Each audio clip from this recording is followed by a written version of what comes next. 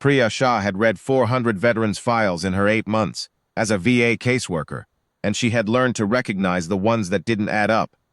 Not because anything was wrong with them, exactly, but because something was missing, the way a sentence feels incomplete even before you reach the part where it stops. Sergeant Thomas Whitfield's file was one of those. She'd first noticed him in the Tuesday support group, the one she sat in on once a month to get a sense of the people behind the paperwork. Whitfield rarely spoke. When he did, it was always some version of the same handful of sentences, delivered in the same flat, careful voice. A man who'd worn down the edges of a story through years of telling it to himself, until all that was left was the part that hurt. "I was the medic," he said, that Tuesday, when the group leader gently asked if anyone wanted to share. "Convoy got hit. I worked on everybody I could reach. There was one guy, Delgado, I couldn't get to in time. I think about that more than anything else, most days." He looked down at his hands. "That's it. That's the whole thing." The group leader nodded, the way group leaders do, and the conversation moved on, gentle and practiced, the way it always did. Nobody pushed. Nobody ever pushed. With Whitfield, he had a way of closing a subject that didn't invite reopening. Priya, sitting near the back with a folder of unrelated paperwork on her lap, found herself looking at the date on Whitfield's intake form, instead of listening to the rest of the group. The convoy ambush he was describing. She recognized the unit designation. The rough time frame had happened almost 6 years ago, in an operation that, as far as she knew, had never been fully declassified. She'd seen references to it before, always in the same vague redacted language. Operational details remain restricted. After the group ended, she went back to her office and pulled Whitfield's full service record. The parts of it she was cleared to see, anyway. Mostly because something about "that's the whole thing" had stayed with her, the particular flatness of a man summarizing 6 years of his life in 4 sentences, and clearly believing every word. That's when she found the flag. It was a small thing, the kind of thing that could easily get lost in a record this size. A single line item, buried in an administrative cross-reference section, noting that a commendation nomination associated with Sergeant Whitfield's service had been initiated, not completed, subject medically evacuated prior to processing, nomination status pending, unresolved, 6 years pending. Nobody had ever resolved it. Priya requested the full nomination file the next morning, expecting, based on 6 months of requesting old files, to wait 2 to 3 weeks for a response from records, if she got one at all. Instead, it came back the same afternoon, which told her, before she'd even opened it, that, whatever this was, somebody had kept it organized, even if nobody had ever finished it. The file was 11 pages.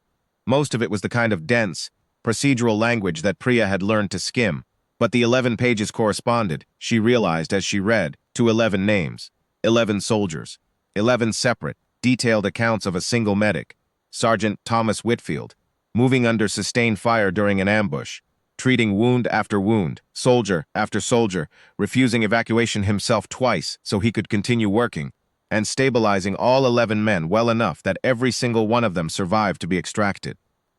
The report didn't mention a 12th name.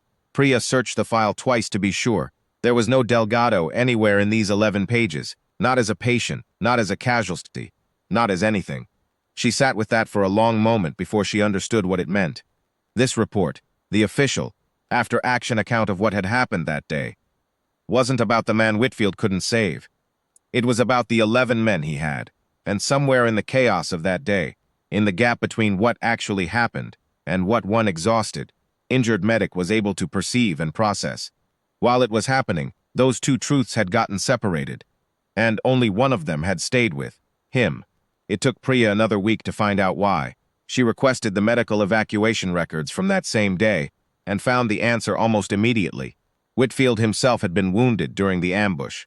Shrapnel, moderate, not life-threatening, but serious enough that he'd been evacuated on the same helicopter as 2 of the 11 men he'd just spent the better part of an hour treating.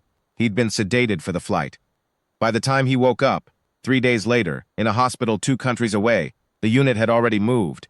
The after-action reports had already been filed by other people, and nobody, in the chaos of a classified operation, in a unit that was already being quietly dispersed for security reasons, had ever sat Whitfield down and told him, 11 men are alive because of you, and here are their names. He'd woken up already grieving Delgado. Nobody had ever balanced that grief against the rest of what had actually happened, because by the time anyone could have, Whitfield was already gone. Discharged, eventually, on a medical retirement, carrying a story. He'd assembled himself out, of the only piece of it he'd been conscious for. Priya looked at the 11 names on the report for a long time. Then she started making calls. It took 3 weeks to track down 2 of the 11. Military records, once you knew where to look and had the right authorizations, were better at finding people than most people expected. But it still took patience, and a fair number of dead-end phone numbers, before Priya finally got through to a man named Derek Holloway, age 31, currently living 4 hours away with his wife and a 6-year-old son. "Sergeant Whitfield," Holloway said, when Priya explained who she was and why she was calling, and something in his voice changed immediately. Not confusion, but recognition, fast and sharp, the kind that suggested this was a name he'd been carrying around for a long time too, the medic. Is he okay? Nobody ever told us what happened to him. He just wasn't there anymore after. We asked, but everything about that op was locked down so tight, nobody could tell us anything. He's alive, Priya said carefully. He's managing. But Mr. Holloway, I need to ask you something, and I think the answer might matter to him more than you'd expect. Do you remember a soldier named Delgado? On the same convoy, there was a pause. Delgado, Holloway repeated slowly. Yeah, he didn't make it. Whitfield worked on him first, actually. Delgado was hit worst, closest to the blast. Whitfield was on him almost immediately, before he even got to the rest of us. I remember because I was bleeding pretty bad myself, and I remember thinking, he's going to get to me eventually, right? He's not going to just... Holloway stopped. He did get to me, obviously. I'm here, he got to all of us. Eventually. I found out later there were 11 of us he worked on that day, not counting himself, and he kept going even after he got hit. Somebody told me that, years later, at a reunion. I always wondered what happened to him. We all did. He just disappeared. Nobody could tell us anything. He doesn't know, Priya said quietly, about the 11. He thinks Mr. Holloway. He spent 6 years believing he failed that day. Because of Delgado. He doesn't know about the rest of you. There was a commendation nomination that never got completed. And somewhere in all of it, he never found out what actually happened, what he actually did. The silence on the line lasted long enough that Priya wondered if the call had dropped. He thinks he failed, Holloway said finally, and his voice had gone rough. He worked on me for almost 20 minutes under fire, with shrapnel in his own leg, and he thinks he failed. The reunion happened on a Thursday afternoon, in the small courtyard behind the VA center. Priya's idea, low-key, no announcement. Nothing that would put Whitfield on the spot. In front of the group, he usually sat quietly at the edge of. Derek Holloway came alone the first time they spoke by phone, but for the reunion he brought his son, a 6-year-old named Eli, who existed, Priya thought, as a fact that needed no further explanation. Eli was born 4 years after that convoy. He existed because his father had survived it. He was, in the most literal sense possible, a piece of the 11-page report come to life, running across a courtyard with a soccer ball, entirely unaware that he was about to become the most important visual aid anyone had ever brought to a VA appointment. Whitfield was sitting on a bench when they arrived. Priya had asked him to meet her there, telling him only that she'd found something in his file that she thought he should see in person, which was true, even if it undersold things considerably. He saw Holloway first, and Priya watched recognition cross his face slowly. The careful, guarded look of a man bracing for something he couldn't yet identify. "Holloway?" Whitfield said. They told me everyone from that convoy got reassigned. You never found out what happened to any of us," Holloway said. "I know. Neither did we about you." He sat down on the cinch not too close, giving Whitfield room. "Sergeant Tom, I read the report Miss Shaw found. The whole thing. 11 names, mines of them." "I couldn't save Delgado," Whitfield said. "It came out automatically, the way it always did," the sentence he'd worn smooth from years of repetition. "I know," Holloway said gently. "I was there too, Tom. I know you couldn't. Nobody could have. He was gone before you even got to him, and you still tried. And then you kept going, to the rest of us, for almost an hour, under fire, with a piece of shrapnel in your own leg that nobody knew about until they were loading you onto the helicopter." He let that sit for a moment.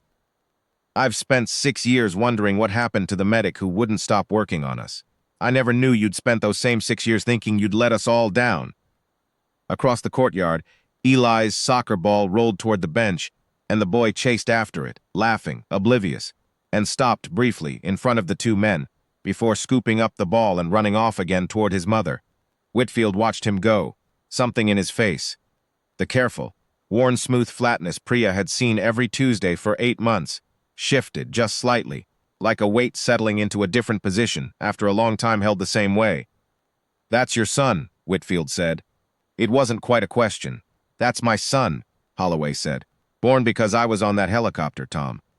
Because somebody worked on me for 20 minutes and didn't stop, even when he probably should have stopped to deal with his own leg." He looked at Whitfield steadily. "I don't know how you've carried this for 6 years without anyone telling you the rest of it. But I'm telling you now. 11 of us are alive. I've got a kid because of it. There's 10 other families out there who'd probably want to say the same thing. If anyone ever finds them the way Ms. Shaw found me." Whitfield didn't say anything for a long moment. When he finally spoke, his voice had lost some of its careful flatness. Not broken. Exactly, just less guarded than Priya had ever heard it. "I never knew," he said. 11. Nobody ever told me. They're telling you now," Priya said quietly, from where she stood a respectful distance away. "I'm sorry it took 6 years. The paperwork got lost. Not because anyone didn't care, just because of how chaotic everything was, that day and after. But it was always true. It's just been sitting in a file, waiting for someone to actually read it." The commendation was formally processed 3 weeks later, quietly, without ceremony, the way Whitfield seemed to prefer most things, but Priya made sure he was there when it happened, in a small VA office, with Derek Holloway present as a witness, because some things she'd decided deserved at least one person in the room who'd been there. Afterward, walking out to the parking lot, Whitfield stopped and looked back at the building for a moment. 6 years, he said, mostly to himself. "I spent 6 years thinking about one name." "And now?" Priya asked. "Now I've got 11, Whitfield said, "including my own. Apparently. Turns out I was on that list too. I just never read it that way." He looked at her, and for the first time in 8 months of Tuesdays, Priya saw something in his face that looked, unmistakably, like the beginning of relief. "Thank you for reading the whole file, Ms. Shah. Most people stop at the part that's hardest to read." "I almost did," Priya admitted. "It would have been easier to just process the benefits claim and move on. But something about that's the whole thing. It didn't sound like the whole thing. It sounded like the part somebody had decided to stop at."